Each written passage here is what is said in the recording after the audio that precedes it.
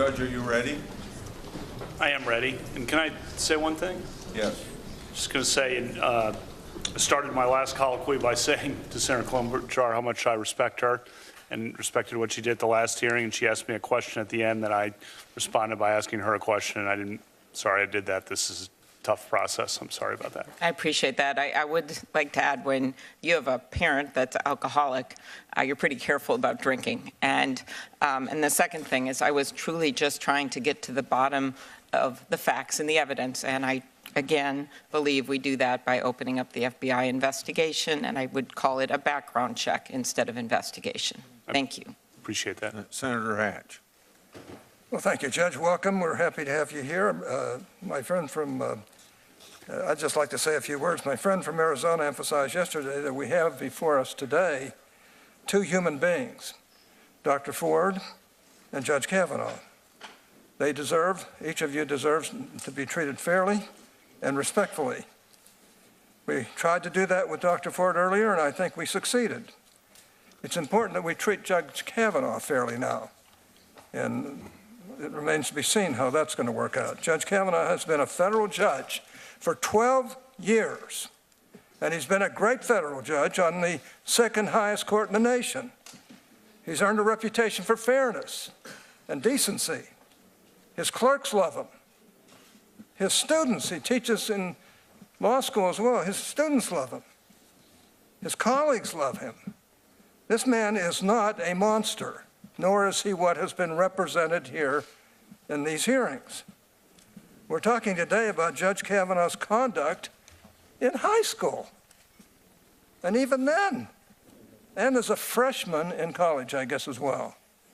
Serious allegations have been raised. If Judge Kavanaugh committed sexual assault, he should not serve on the Supreme Court. I think we'd all agree with that. But the circus atmosphere that has been created since my Democratic colleagues first leaked Dr. Ford's allegations to the media 2 weeks ago, after sitting on them for 6 weeks, I might add, has brought us the worst in our politics. It certainly has brought us no closer to the truth. Anonymous letters with no name and no return address are now being treated as national news. Porn star lawyers with facially implausible claims are driving the news cycle. I hate to say this, but this is worse than Robert Bork, and I didn't think it could get any worse than that. This is worse than Clarence Thomas. I didn't think it could get any worse than that. This is a national disgrace, the way you're being treated. And in the middle of it all, we have Judge Kavanaugh, a man who until 2 weeks ago was a pillar of the legal community. There's been no whisper of misconduct by him in the time he's been a judge. What we have are uncorroborated, unsubstantiated claims from his teenage years. Claims that every alleged eyewitness has either denied or failed to corroborate. I do not mean to minimize the seriousness of the claims. Yeah, they've been serious claims, but the search for truth has to involve more than bare assertions. Like Dr. Ford, Judge Kavanaugh deserves fair treatment. He was an immature high schooler. So were we all. That he wrote or said stupid things sometimes does not make him a sexual predator. I understand the desire of my colleagues to tear down this man at any cost. I do understand it. But let's at least be fair and look at the facts or the absence thereof. Guilt by association is wrong. Immaturity does not equal criminality.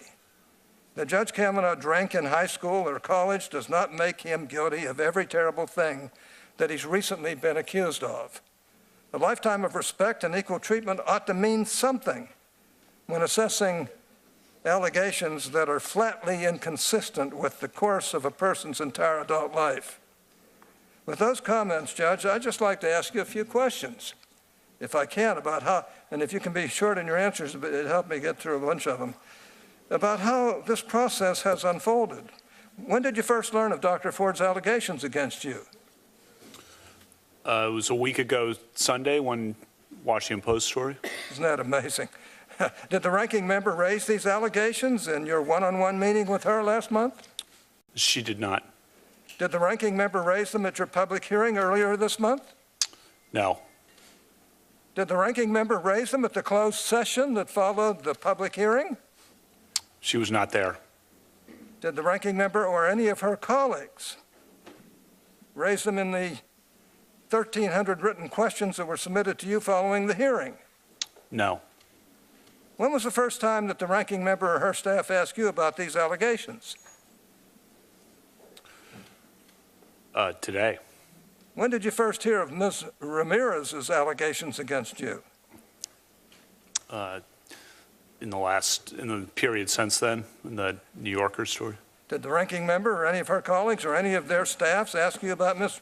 Ramirez's allegations before they were leaked to the press? No. When was the first time that the ranking member or any of her colleagues or any of their staff asked you about Ms. Ramirez's allegations? Today. I think it's a disgrace between Senator Coons. Thank you, Mr. Chairman. Judge Kavanaugh, today's hearing is about Dr. Ford's serious allegations about sexual assault. You have unequivocally denied those claims, but we're here today to assess her credibility and yours. And in our previous vigorous exchanges in the previous confirmation hearing rounds, I found that your answers, at times vigorously defended, but at other times struck me as evasive or not credible on key issues.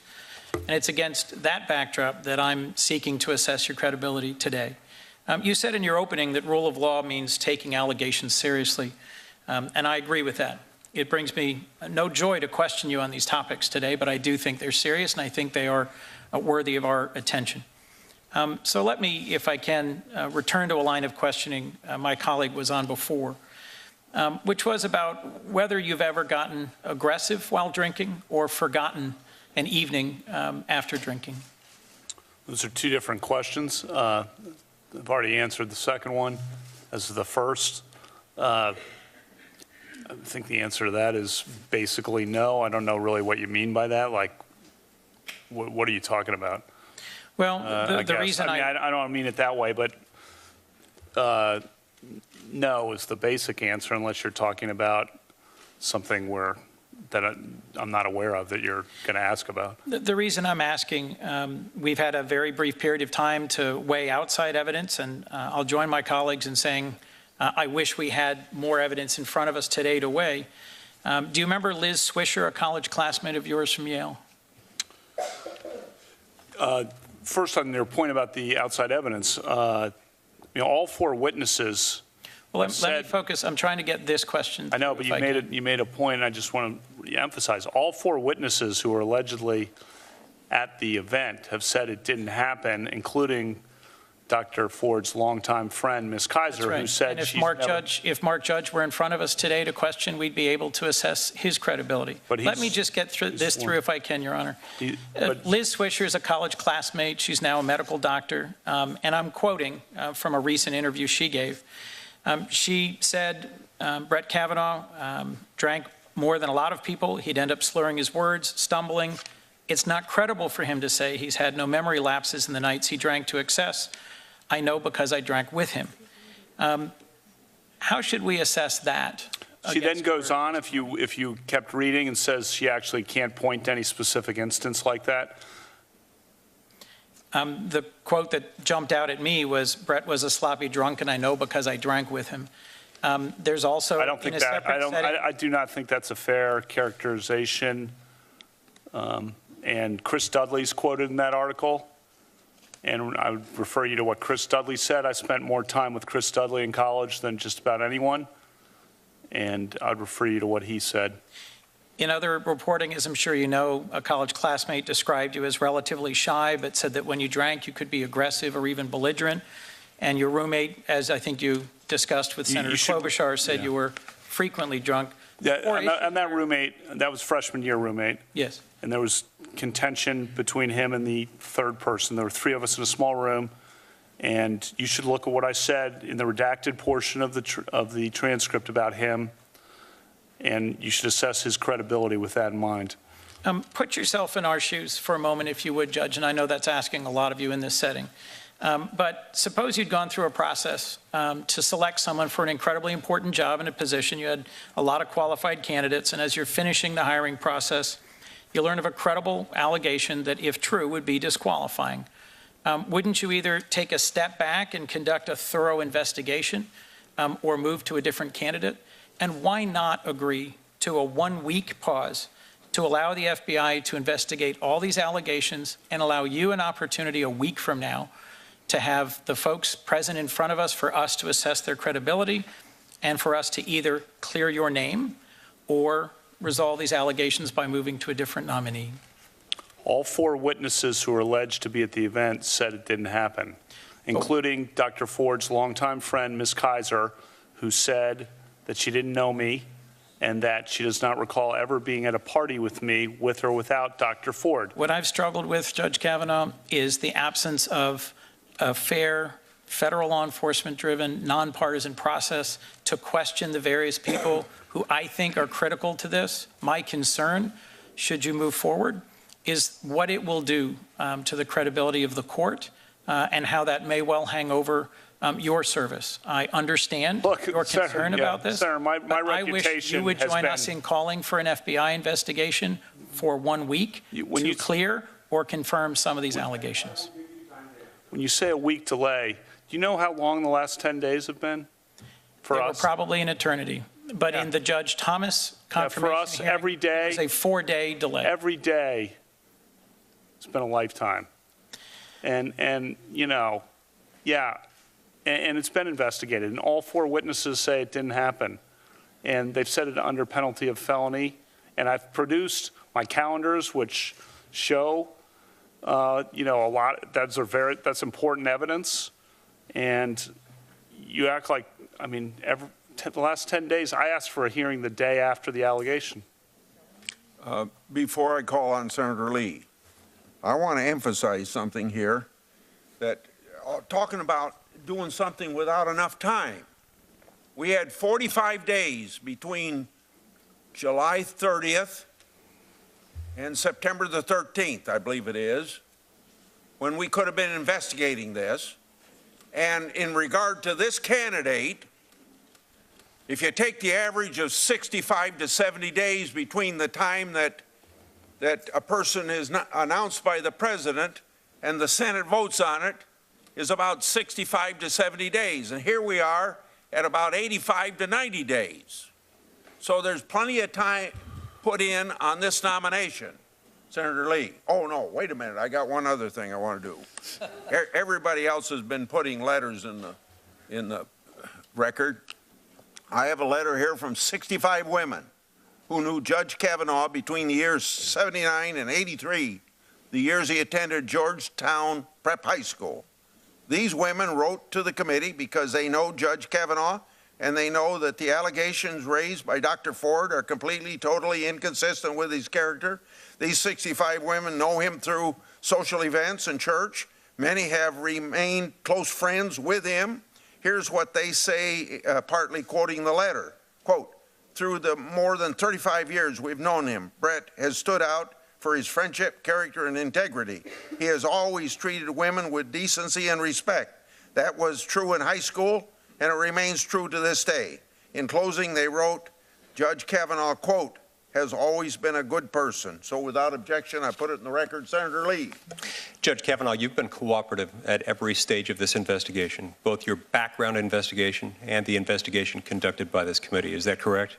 That's correct, Senator. It's also correct that you yourself do not control the FBI or when it conducts an investigation.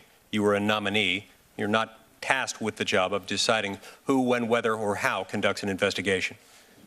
That's correct. But at every moment when either we or prior to the committee taking jurisdiction over it, the FBI has asked you questions, you've been attentive and you've been responsive. Isn't that right? That's correct. Throughout my career. I have colleagues today who have repeatedly asked for an FBI investigation. And there are some ironies in this, ironies that ascend at least 2 levels.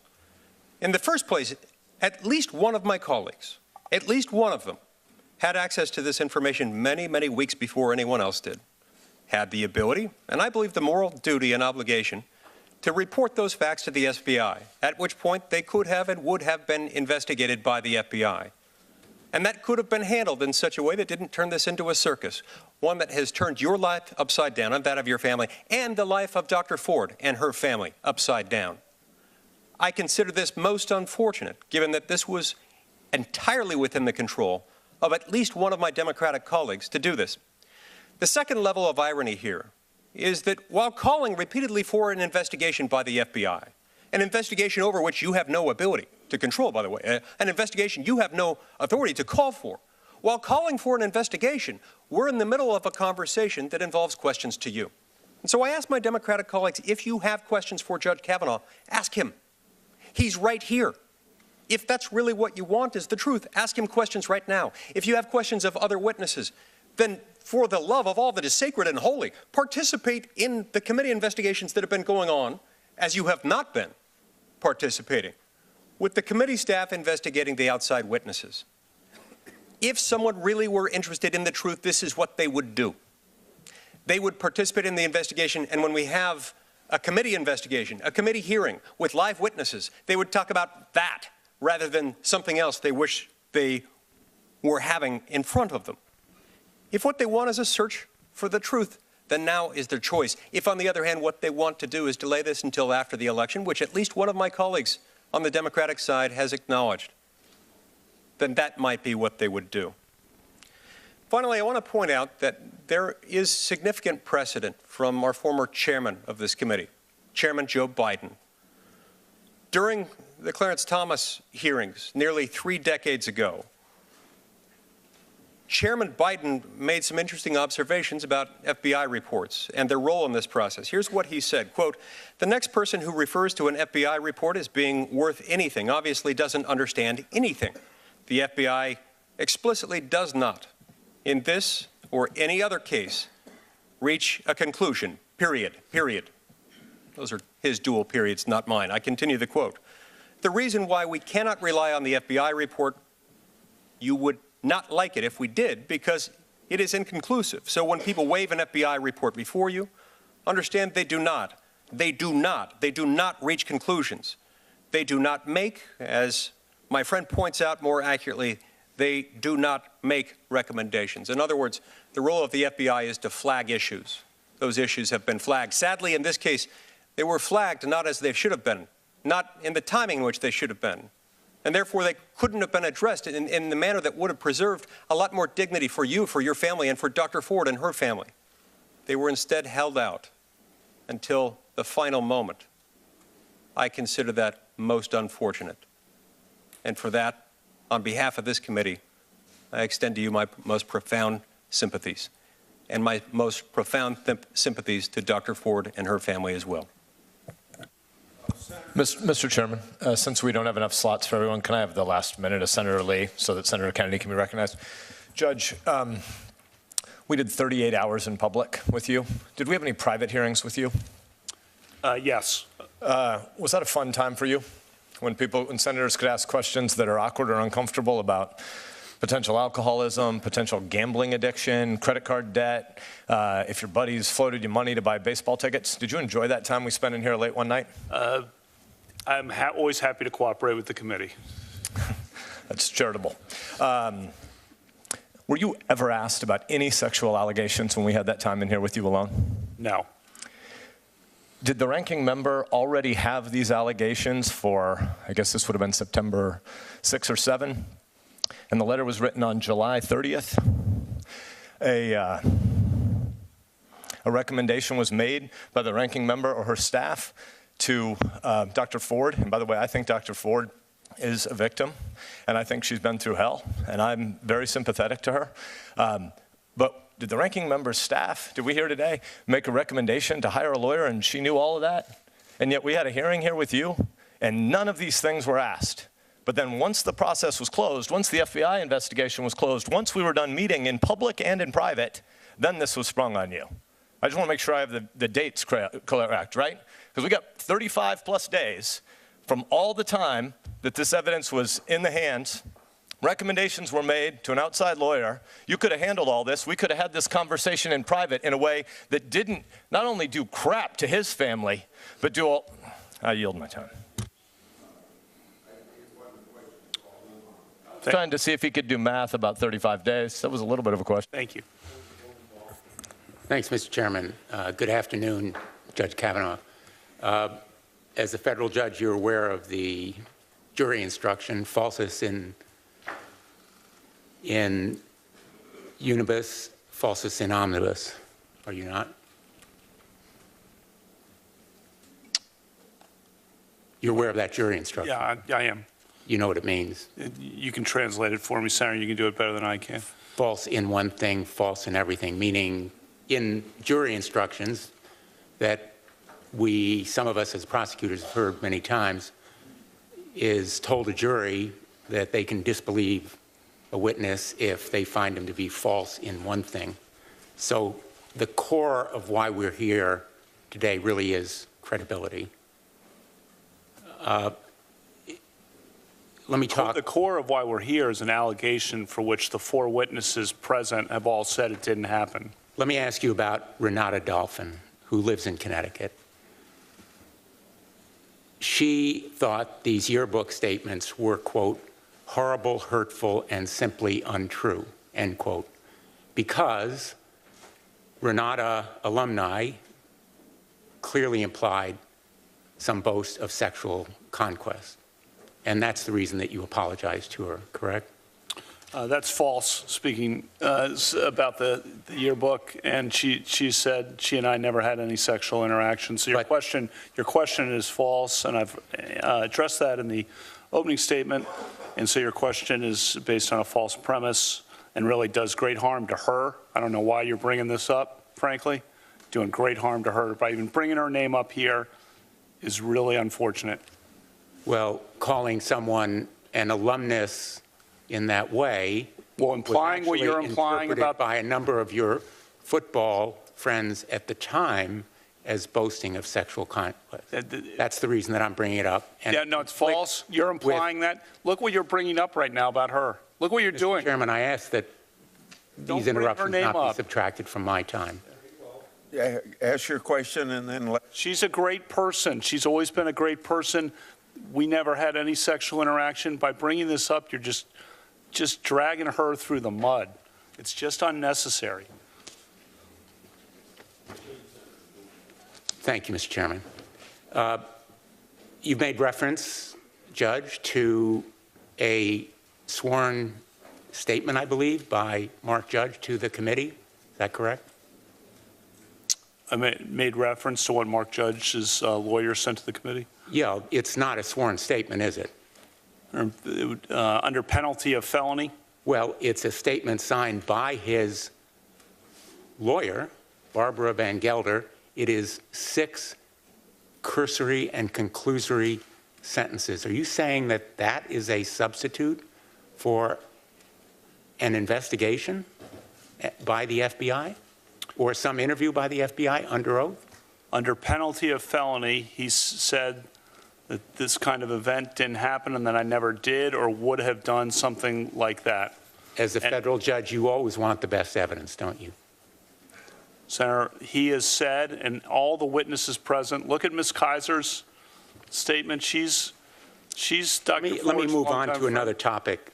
You've testified to this committee this morning, this afternoon, quote, this whole 2-week effort has been a calculated and orchestrated political hit fueled with apparent pent-up anger about President Trump and the 2016 election, fear that has been unfairly stoked about my judicial record, revenge on behalf of the Clintons, and millions of dollars in money from outside left-wing opposition groups. Is it your testimony that the motivation of the courageous woman who sat where you did just a short time ago was revenge on behalf of a left-wing conspiracy or the Clintons? Senator, I said in my opening statement that she preferred confidentiality, and her confidentiality was destroyed by the actions of this committee. Let me ask you this. In a speech that you gave at Yale, you described, quote, falling out of the bus onto the front steps of the Yale Law School at 4:45 a.m. I wasn't then describing me. I organized, to- Senator, let me finish here, please. I organized a third-year end-of-school party for 30 of my classmates to rent a bus to go to Fenway Park in Boston, which was about a 3-hour trip. I bought all the tickets. You and I have discussed that before. I bought all the baseball tickets. I rented the bus. I organized the whole trip. We went to Fenway Park. Roger Clemens was pitching for the Red Sox. We had a great time. George Brett was playing third base for the Royals. Actually, he was playing left field that night. And we went to the game and got back, and then we went out. It was a great night of friendship. I apologize for interrupting, Judge, but I need to finish the quote before I ask you the question. I wasn't talking about me. The quote ends that you tried to, quote, piece things back together, end quote, to recall what happened that night. Meaning? I know what happened. Well, you... Judge, will you quickly answer your question, then I'm going to let him answer. I know what happened that I'll night. finish asking my question. Please, go ahead, Your but Honor. do it quickly. Doesn't that imply to you that you had to piece things back together? You had to ask others what happened that night? No, Okay, you take your time now and answer the question. Yeah. Then Senator Craig. definitely not. I know exactly what happened that night. It was a great night of fun. I was so happy that it was great camaraderie. Everyone looks back fondly on the trip to Fenway Park. And then we went out together, a group of classmates, and I know exactly what happened the whole night, and I'm happy. Judge, do you believe Anita Hill? Senator Crapo. Senator Crapo. Thank you, Mr. Chairman. And Judge Kavanaugh, first, I want to get into this whole question that's been bandied back and forth here almost endlessly today about the FBI investigation process. Because I think I want to follow up a little bit on what Senator Lee and Senator Sass have referenced. There's been a lot of talk here about we need an FBI investigation. In these processes, which you've been through a number of times now when the FBI does a background check with regard to a nomination, could you quickly describe that for us? What does the FBI do?